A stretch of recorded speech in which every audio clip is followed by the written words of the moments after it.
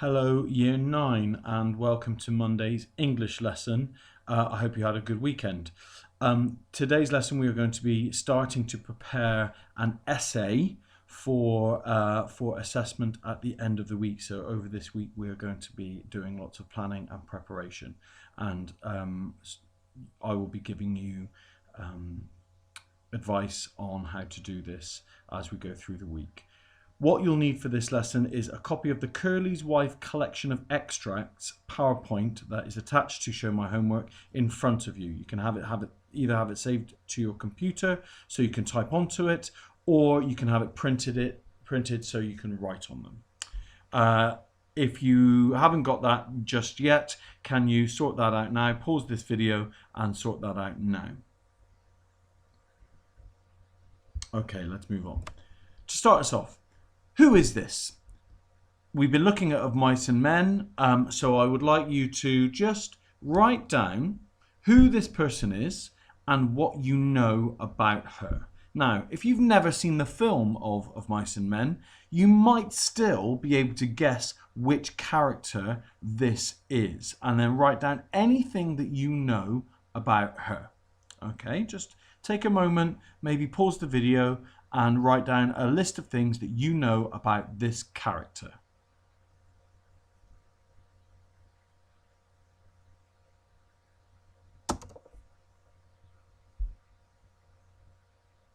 Okay, so this is Curly's wife.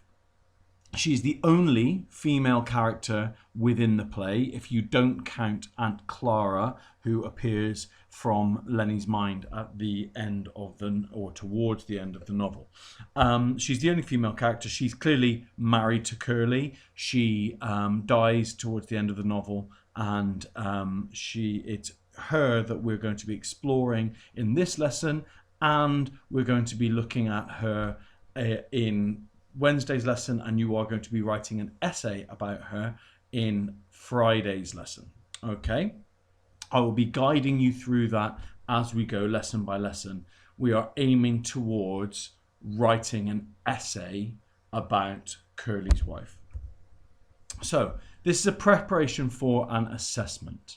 You are going to, at the end of Friday's lesson, you are going to send your English teacher an essay on Curly's wife, and this is your assessment task. You are going to write an essay answering the following question: how does Steinbeck present the character of Curly's wife throughout the novel Of Mice and Men?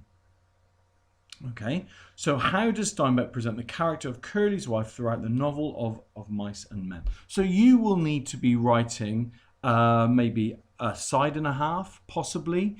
You will be looking at her in lots of different chapters, and you're going to be going into quite some detail about her. Today, in today's lesson, we're going to be looking at the question itself, and we're going to be starting to pick apart what the question is asking us and what it's looking for. And then we're going to be looking at 3 different extracts from different parts of the novel, and we are going to be doing some annotation so you can start getting your ideas down and getting some ideas together about how you will write this essay. Please do not panic just yet, okay? It is very much kind of preparation. If you're following the instructions from this lesson and from Wednesday's lesson, you should find that writing an essay will be challenging, but not too difficult that you can't do it. Okay, so first of all, let's go on. Let's ask ourselves this question. What is this question asking us? Okay, this is our assessment question. How does Steinbeck present the character of Curly's wife throughout the novel of Mice and Men? Well, the thing that we really need to do whenever we're presented with a question like this is pick apart the key words and really start to think about what do they mean, what are they expecting from us. So here we go. The first key word in this question is how. A how question is asking for us to talk about the methods or the writer's techniques that a writer uses. So here we're going to be looking at John Steinbeck and what methods he uses, what writer's techniques he uses. And that's going to be a key part of your response if you want to do well. Okay?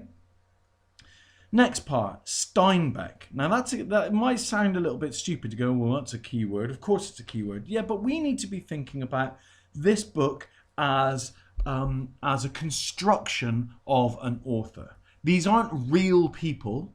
This isn't a true story that happens. This has come from Steinbeck's imagination, and he has crafted it. He has crafted this story so that he uses techniques so that we get a particular effect, or we feel a particular way, or we see things in the story in a particular way. And he's done that intentionally. So we are going to be focusing very much all throughout these lessons and in your essay on the novelist, the author, okay, John Steinbeck.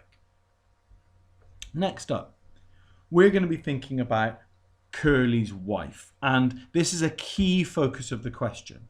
We are not here to write about Lenny. We are not here to write about Curly. We are not here to write about George. We might write about them in terms of their relationship to Curly's wife. We might talk about how they speak about Curly's wife. But the focus throughout your essay, throughout what you're going to write, is going to be on this character and this character only. Okay? So we really need to make sure that she is the focus throughout what we're doing in our planning and our preparation, and then eventually in our writing. Okay. Next keyword in the question is throughout.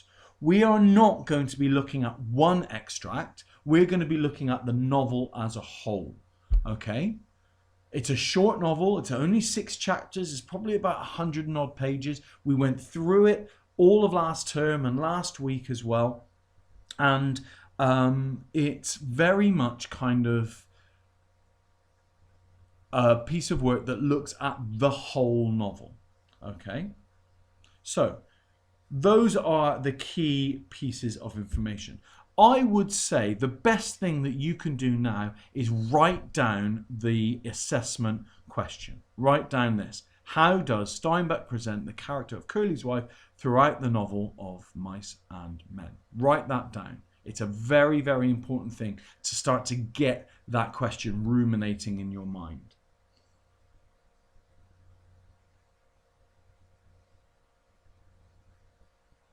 Okay, we are going to move on. In this lesson today, we're going to look at 3 different extracts of the novel, and you guys, with some guidance from me, are going to annotate these extracts.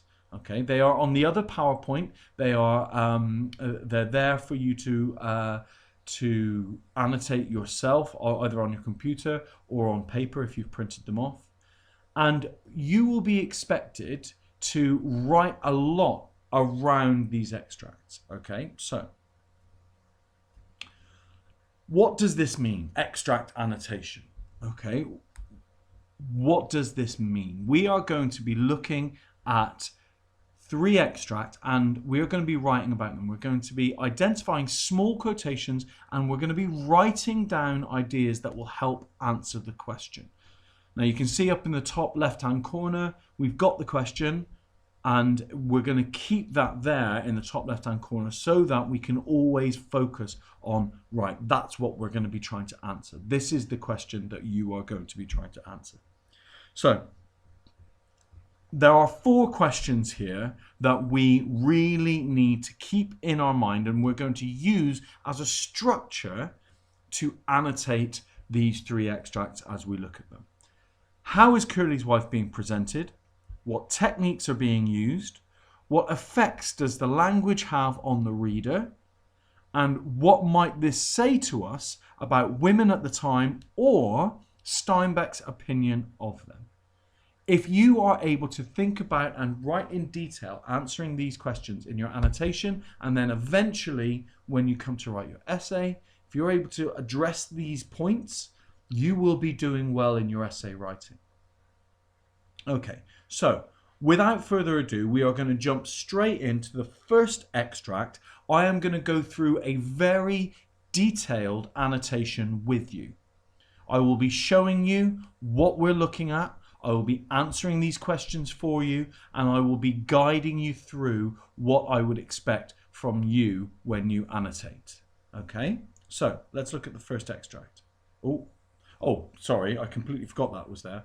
If you think about these 4 questions, you need to think, right, well, this actually will help me write a PEA. You've got your point, how is Curly's wife being presented, the evidence, and you can talk about the techniques that are being used, and then the analysis and the evaluation. What does this language effect does this have on the reader, and what does it say about women at the time, or Steinbeck's opinion of them? So we've got our point, evidence, and analysis all throughout these 4 questions.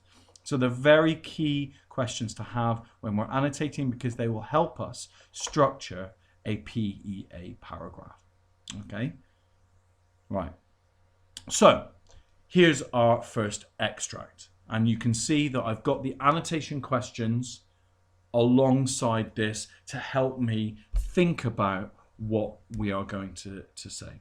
So before we do anything, we first of all need to read the extract. So read along with me. Both men glanced up, for the rectangle of sunshine in the doorway was cut off.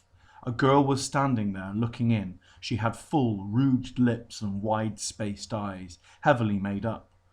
Her fingernails were red. Her hair hung in little rolled clusters like sausages. She wore a cotton house dress and red mules, on the insteps of which were little bouquets of red ostrich feathers.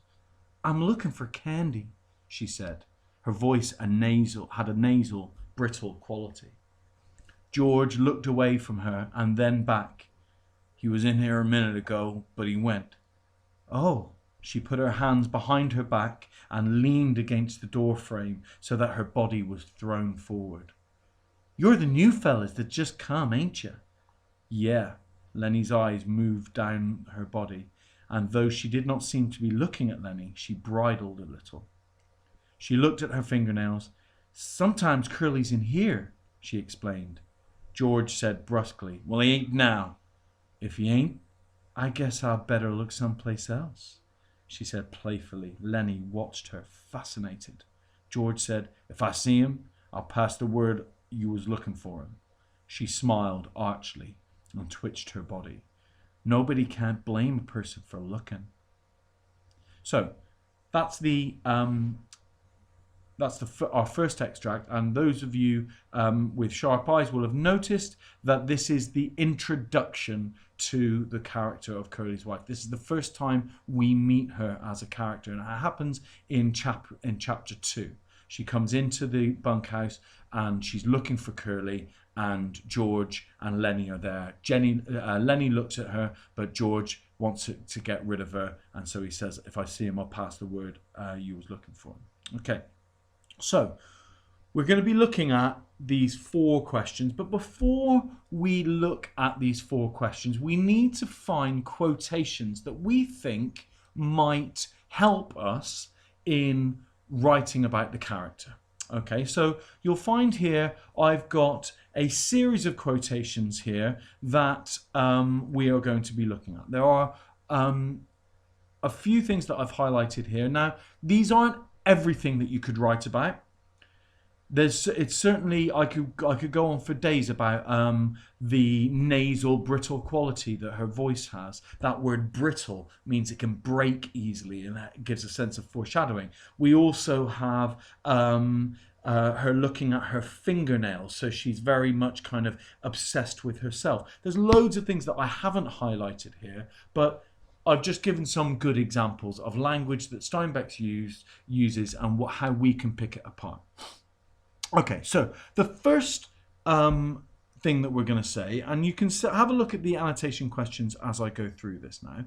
You can see that she is being presented as a tart. Okay, now that might not be language that you would use, but a tart is a word that's used to describe a woman. Very often they have a lot of makeup on. They dress in a provocative way. A tart very often would be very flirtatious with men. You might say that a tart is quite promiscuous. They give themselves out. In modern vernacular, you might call her a slut, although that's a little bit more harsh, or a sket or something like that. But here we're going to use the word tart, okay? So, and this relates to the quotation heavily made up. So we're going to be looking at heavily made up. So she's presented as being a tart. What techniques are being used? Well, there's the use of the adverb heavily. Okay, so she hasn't just got a light bit of makeup on. She's not just a little bit of lipstick on her. She is heavily made up. Okay, what effect does this language have on the reader? Well, it suggests to us that she's made more of an effort with her looks than maybe she should. Remember, she is on a ranch. This is a place where hard labor takes place, where men work very hard throughout the day.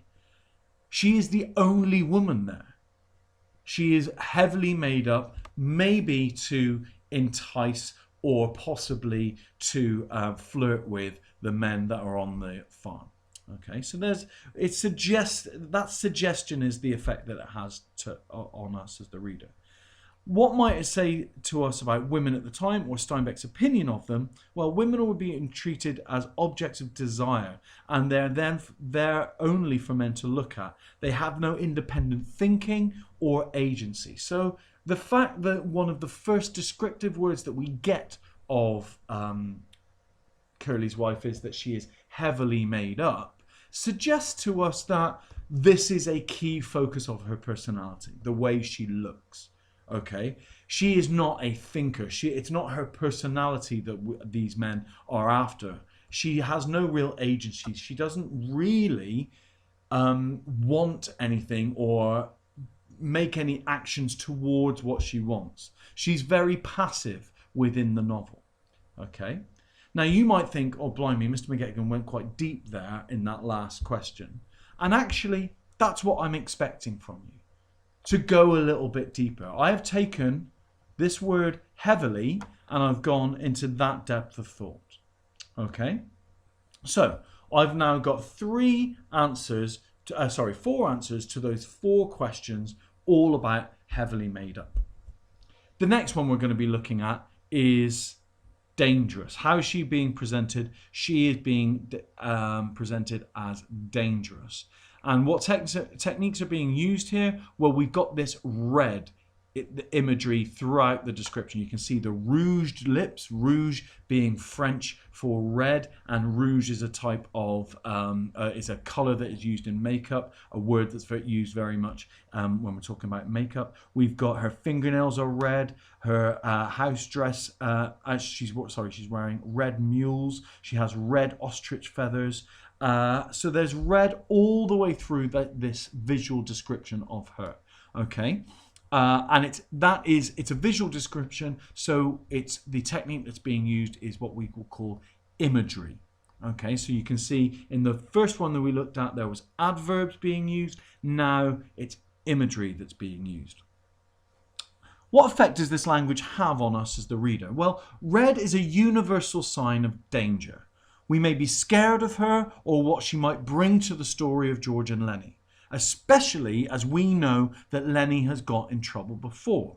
Okay, so we know that Lenny gets in trouble when he pets things that he thinks are nice. He gets in trouble when he's around women, and George knows that particularly, and we as the reader know that. We can see that this woman could be possibly at this time in the novel a danger to George and Lenny, and especially to their dream. Okay, this is foreshadowing. This is that technique that I talked about in one of the lessons last week of foreshadowing. This use of dangerous imagery to present Curly's wife is an example of foreshadowing. And then B, what might this say to us about the time or about women at the time, or Steinbeck's opinion of them? It says that they're not to be trusted, that men's life would be more easy and less troublesome if it weren't for women. This it might be a key point that Steinbeck is making. We don't know. Steinbeck is long dead, but we can guess. Whenever we're talking about what Steinbeck might be saying, we can only make a guess. So we use those words. He may be trying to say this. He might be saying that. He could be saying this. It's very much kind of us guessing at what he might be trying to say. Okay, so that's the use of red. We then have as a how is she being presented? She's being presented as a piece of meat, and here the technique that is being used is the simile like sausages. Her hair hung in little rolled clusters like sausages. Okay. What effect does this language have on the reader? Well, it makes us fear for her safety. As Lenny has been described using animal imagery, we know that Lenny at the start of the novel is described in very bear-like ways. In other places in the novel, he's described using dog-style imagery. So that animal imagery is throughout Lenny, with Lenny. And so when Steinbeck brings in that imagery of sausages coming through, if he's like a dog, a sausage would be very difficult for him to resist. Dogs like meat. They like to eat. They like to chase sausages, that kind of thing. Okay. So now, what does this say about women at the time, or Steinbeck's opinion of him? It might suggest to us that Steinbeck sees her not as an equal to the other men. And that links up to our other point about her being heavily made up, that she is there just to be looked at. She's there as an object of desire. Okay. And the last thing that we're going to be looking at is she is being presented as a body. Okay, there is a repetition of the word and the focus on her body. So in the techniques that we're being used, this is that repetition. And we've got here, body was thrown forward. Lenny's eyes moved down over her body. She smiled archly and twitched her body. Okay. And the effect that this language has on us as the reader is that it uses foreshadowing to point towards her death, especially when her body is thrown forward and twitched, because actually those are words, these are movements that happen towards the end of the novel, because when Lenny eventually, spoiler warning, kills her. Okay, so her body is thrown forward and it twitches. So we see her not as a human being with feelings at the moment. We don't see her as a personality or any drive to kind of change her life. We just see her as a body. Okay, and it may suggest that Steinbeck sees Curly's wife as a victim. That the use of that word body throughout almost suggests that she is a dead body. And again, there's that link to foreshadowing of what eventually happens to her.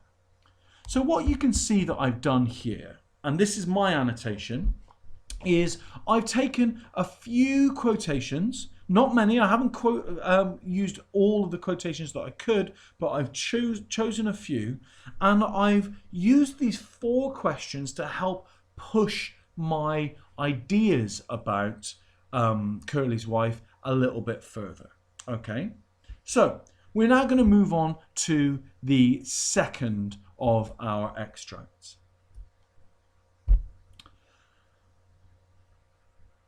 This is from chapter 4 in the novel, so it's a little bit before her end, but it's just after the middle of the novel. Okay, I'm going to read it to you, and then I'm going to set you off on a piece of work. "And you boys seen Curly?" They swung their head toward the door. Looking in was Curly's wife. Her face was heavily made up. Her lips were slightly parted. She breathed strongly as though she had been running. "Curly ain't been here," Candy said sourly. He stood still in the doorway, smiling a little at them, rubbing the nails of one hand with the thumb of the other, and her eyes travelled from one face to another. "They left all the weak ones here," she said finally. I don't know where they all went, even Curly. I know where they all went." Lenny watched her, fascinated, but Candy and Crooks were scowling down away from her eyes. Candy said, "Then, if you know, why you want to ask where Curly is?" She regarded them amusedly. "Funny thing," she said. "If I catch any one man and he's alone, I get along fine with him. But just let two of the guys get together and you won't talk. Just nothing but mad." She dropped her fingers and put her hands on her hips. "You're all scared of each other, that's what. Every one of you's scared the rest is going to get something on you."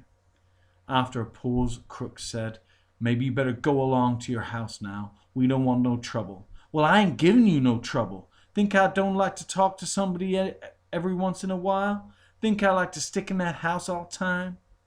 Candy laid the stump of his wrist on his knee and rubbed it gently with his hand. He said accusingly, "You got a husband? You got no call fooling around with the other guys, causing trouble." The girl flared up. "Sure I got a husband. You all seen him. Swell guy, ain't he? Spends all his time saying what he's gonna do to guys he don't like, and he don't like nobody. Think I'm gonna stay in that 2x4 house and listen to how Curly's gonna lead with his left twice and then bring in the old right cross? 1-2, he says, just like the old 1-2, and he'll go down." She paused and her face lost its sullenness and grew interested. "Say, what happened to Curly's hand?" Okay, so we've now got this extract. What I would like you to do, just like I did in the extract before, use these 4 questions to help you get some of your ideas down about how she's presented in this extract. Okay, I've highlighted a few bits of language here. You don't have to use these ones. I'm just highlighting ones that you think you might want to focus on. There is lots of other stuff going on again in this extract, so you might want to use that as your focus. But pause the video, annotate this, answering these questions. I would like you to look at least 2 quotations from this extract and annotate using these 4 questions as the structure for the structure of your annotation.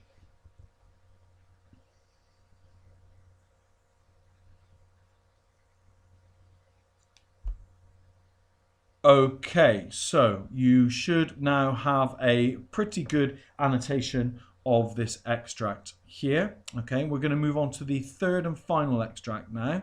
Okay, I'm not going to read this to you. Okay, I would like you to try this process all on your own. Read through the extract, annotate it using the 4 key annotation questions that we've been looking at, which are: how is she being presented? What techniques are being used? What effect does this language have on the reader? And what might this say to us about women at the time, or Steinbeck's opinion of them? Okay, this is, just so you know, this is from the 5th chapter in the novel, and it's where herself and Lenny are in the barn on their own. Okay, so I'm going to leave you now. You should have, by the end of this lesson, once you've done this process on the 3rd extract, you will then have 3 annotated extracts ready for writing paragraphs about Curly's wife, which we will be doing in Wednesday's lesson. I hope everybody is staying safe and looking after yourselves and the people at home, and you will hear my lovely, lovely voice on Wednesday. Bye-bye, Year 9.